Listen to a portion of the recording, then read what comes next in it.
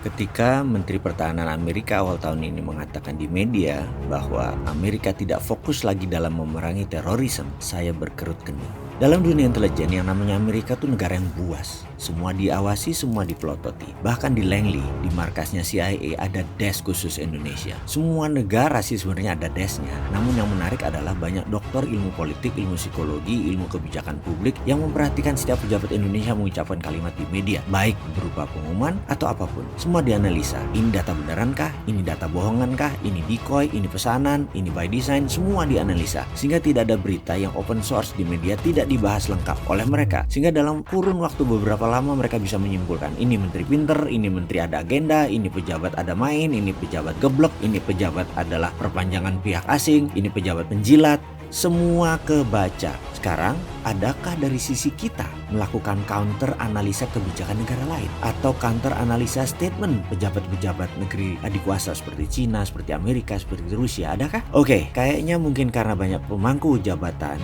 yang kurang paham geopolitik, jadi lupa mengurus hal beginian. Counter analisa kebijakan negara lain. Atau mungkin karena banyak pejabat belum ikut Lemhanas, jadi urusan bela negara begini nggak terlalu dipikirkan, kurang nyandak. Jadi ya sudah, biar saya yang sontoloyo ini saja yang parno. Saya berkerut kening atas pernyataan Menhan Amerika tadi. Dan biarlah saya sendirian yang nanggung parno. Berat loh sebenarnya nanggung parno itu. Lebih berat dari nanggung rindunya Dilan. Sekali lagi, saya hanya kurius. Mengapa dia mengatakan Amerika tidak fokus di masalah terorisme? Dalam kalimat itu, maknanya apa ya? Saya coba menelaah. Menhan mengucapkan kata-katanya begini, US no longer focus on terorisme. Lama saya menganalisa dan merenung lalu saya menangkap sesuatu. Klik, seakan-akan ada suara di kepala saya. Amerika tidak lagi perang melawan teroris. Bukan. Kalimatnya artinya begini, Amerika tidak lagi pakai instrumen terorisme di dalam menegakkan hegemoni militernya sebagai polisi dunia. Itu arti kata-kata Menhan Amerika yang sebenarnya. Saya baru paham sekarang. Ini artinya mereka sekarang menggunakan apa ya? Konfrontasi perang terbuka kah? Perang cyber kah? Perang informasi kah? Perang biologi kah? Perang dagang kah? Perang currency kah?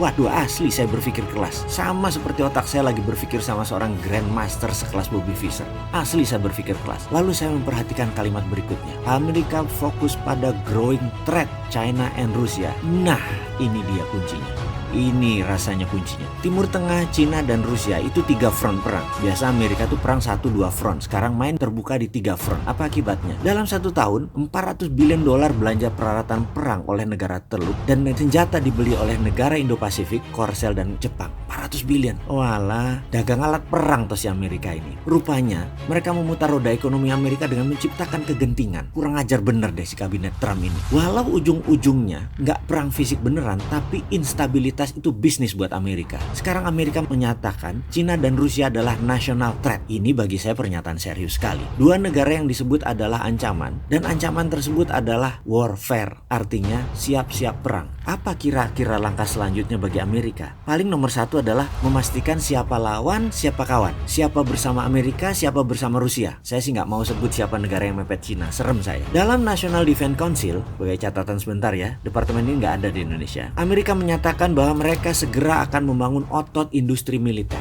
lalu membangun instabilitas dunia, lalu membangun kepanikan dan kecemasan, lalu konfrontasi. Dan itu adalah business as usual. Kurang ajar nggak tuh? Perang adalah bisnis. Gila nih Amerika. Sambil memperhatikan berita, mata saya melirik di meja saya. Ada bundelan buku yang baru saya baca separuh. Bukunya berjudul China Private Army. Tagline di bawahnya, Protecting the New Silk Road. Di sebelahnya ada artikel yang baru saya selesaikan. Artikel tersebut judulnya New Tiananmen Policy, A Secret Meeting That Changed China. Benar, China adalah negara yang sukses melakukan smart power dalam hegemoni ekonominya mereka. Mereka menggunakan economic warfare, bukan pakai military warfare seperti Amerika. Cina pakai economic warfare. Sangat halus mainnya dan tidak terasa. Salah satu strategi Cina adalah memainkan export debt dan debt trap. Mudah-mudahan Indonesia nggak kena efek mainnya negara besar itu. Kan semua pejabatnya pinter, pasti aman Indonesia. Ini hanya si Sontoloyo aja yang parno.